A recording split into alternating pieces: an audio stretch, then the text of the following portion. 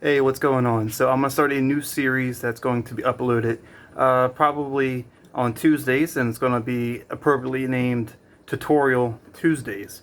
I'm just going to go do quick videos on how to do simple things on my Taurus, but it will be applicable to any vehicle. So I'm going to go ahead and get started with this Tuesday's first Tutorial Tuesday video.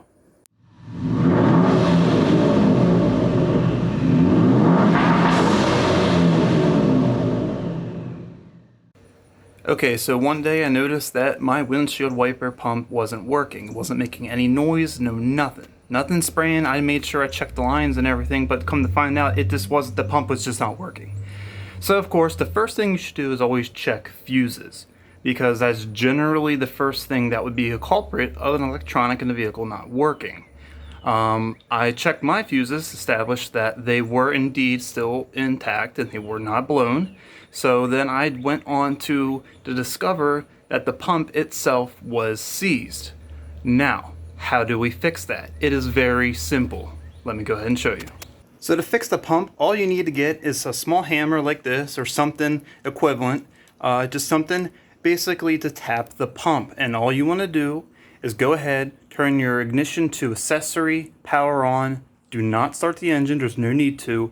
And what you want to do is locate your pump, locate your reservoir and pump. It may require you removing the bumper cover to your vehicle, but once you do that, all you have to do is tap the pump.